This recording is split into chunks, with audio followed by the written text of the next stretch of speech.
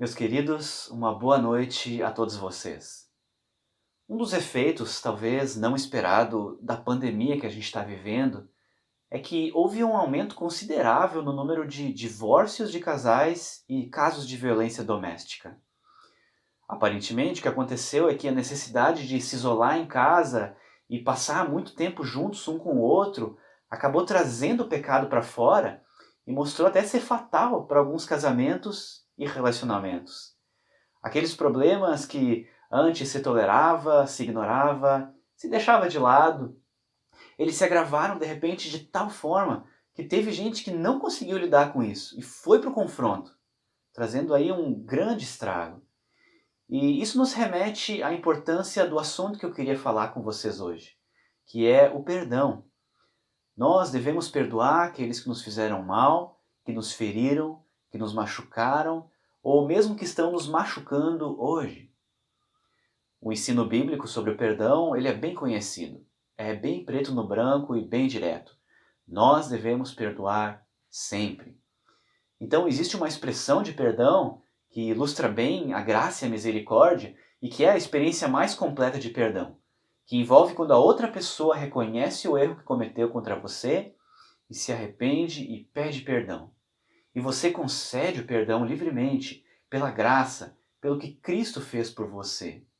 E as ofensas são deixadas para trás e não são trazidas mais à tona outra vez. E esse é o perdão completo.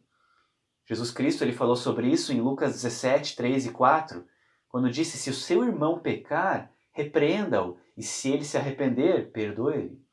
Se pecar contra você 7 vezes no dia, e 7 vezes voltar a você e disser estou arrependido, perdoe-lhe. Mas eu gostaria de discutir hoje uma situação diferente e talvez mais complicada, que é o que é que nós fazemos quando alguém não reconhece o mal que cometeu contra nós, ou mesmo que está cometendo contra você nesse momento e, portanto, não está pedindo perdão. Será que perdoar faz sequer sentido nessa situação? O que é que você faz quando dia após dia tem alguém agindo mal contra você e te prejudicando? Bom, nós temos que voltar para a Bíblia e eu acho que há dois ensinos bíblicos que nós devemos lembrar. O primeiro deles é o amor pelos inimigos. E quando nós falamos em inimigos, nós não precisamos pensar necessariamente apenas em um inimigo declarado abertamente contra você, mas em uma pessoa como a sua esposa, ou seu marido, ou filho, ou pai, ou mãe, ou seu irmão, ou seu colega, que em certo momento, em certa situação, está agindo como um adversário. Ele está te ferindo da forma como um inimigo faria, embora não seja sempre teu inimigo, mas está agindo com maldade contigo. Nesse caso, a gente vai para o ensino de amor pelos nossos inimigos, que foi o que Cristo disse. Amem os seus inimigos e orem por aqueles que os perseguem. Mateus 5,44. E Pedro também fala em 1 Pedro 5,9. Não retribuam mal com mal, nem insulto com insulto. Pelo contrário, bendigam, pois para isso vocês foram chamados para receberem bênção por herança. Então, como nos relacionamentos com alguém que não está se arrependendo, não está reconhecendo nenhum mal que está fazendo, ou pior, até reconhece o mal e não se importa com isso, a resposta é: não retribua o mal com o mal.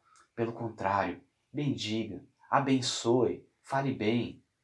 Então, não é uma questão de experimentar completamente o perdão, como eu falei antes, mas é uma espécie de um perdão unilateral, em que você escolhe não ser o juiz, não condenar o outro, mas tratar a pessoa melhor do que ela merece. Ou, em certo sentido, como se você não estivesse sendo ofendido. E agora o segundo ensino bíblico, ele se trata da paciência, ou da perseverança. Colossenses 3,12 nos diz: portanto, como povo escolhido de Deus, revistam-se de profunda compaixão, bondade, humildade, mansidão e paciência. Suportem-se uns aos outros e perdoem as queixas que tiverem uns contra os outros. Também Paulo diz em 1 Coríntios 13,7: o amor tudo sofre, tudo crê, tudo espera e tudo suporta. Então, o amor não apenas perdoa quando a outra pessoa se arrepende, e não apenas abençoa mesmo quando é ferido, mas ele suporta, ele aguenta. Aquilo que tanto Pedro quanto Tiago chamam de cobrir uma multidão de pecados. Os pecados eles não vão a lugar nenhum, mas o amor os cobre e os suporta.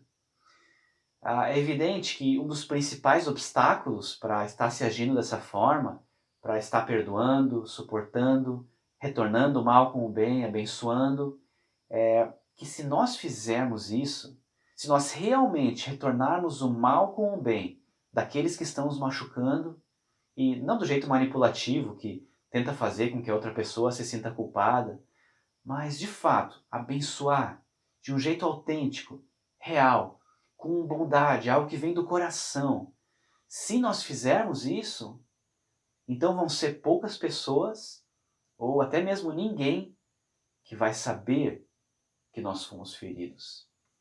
Se nós retornarmos o mal com o bem, nós não vamos ficar murmurando por aí, ou de cara amarrada, ou de jeito magoado, quietos no nosso canto, tentando chamar atenção para as nossas feridas. Mas se nós agirmos de forma graciosa e alegre e esperançosa, ninguém vai perceber que nós fomos insultados, ou desprezados, ou injustiçados. E essa é a questão.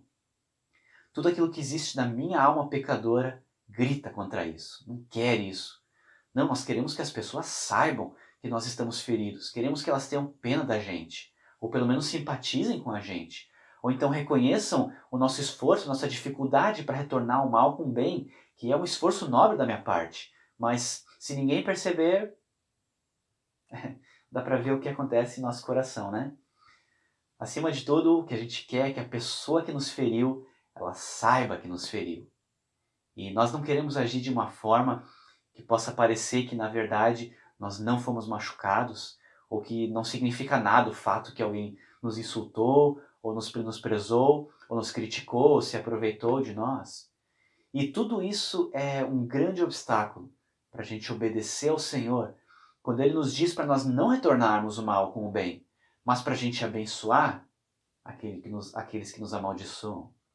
E parece que a chave é então nós questionarmos quão importante ou quão satisfatório é o fato de que Deus sabe que nós fomos feridos, que Deus entende, que Deus nos consola, como um sacerdote misericordioso que se compadece das nossas fraquezas. Será que isso é suficiente para nós? Eu creio que tudo isso mostra o quão profundamente nosso coração ele tende a ser orientado mais para as outras pessoas do que orientado a Deus. Nossa grande necessidade é que Deus seja mais real para nós do que as outras pessoas são. Quando Deus nos vê retribuindo o mal com o bem, Ele sabe de tudo isso. Ele sabe que nós fomos insultados, sabe que fomos acusados injustamente, sabe que fomos passados para trás, Ele sabe de tudo, Ele compreende e Ele se importa. E Ele vê que nós estamos retribuindo o mal com o bem quando a gente foi prejudicado por alguém. Ele vê que nós estamos obedecendo a Ele. Ele vê que nós amamos o nosso adversário. E 1 Pedro 2,19 nos diz, porque é louvável, é agradável a Deus que soframos injustamente. Deus se agrada disso.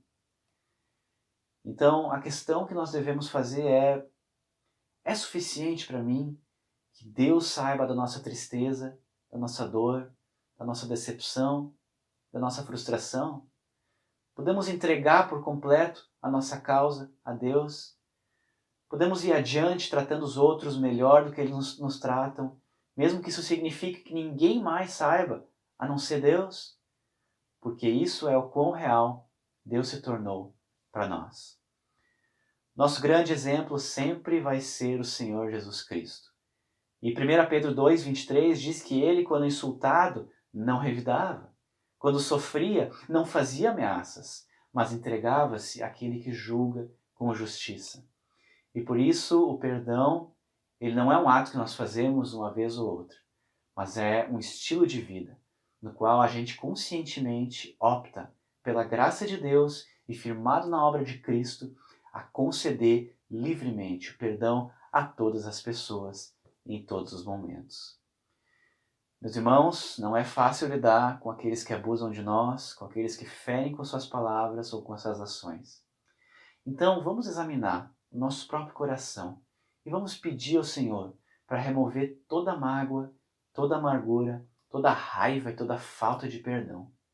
Que o Senhor possa te capacitar e te conceder o seu Espírito Santo para viver essa vida que recebe toda a graça e toda a misericórdia do Senhor e concede também livremente essa graça e essa misericórdia. Meu querido irmão, um grande abraço e que Deus te abençoe.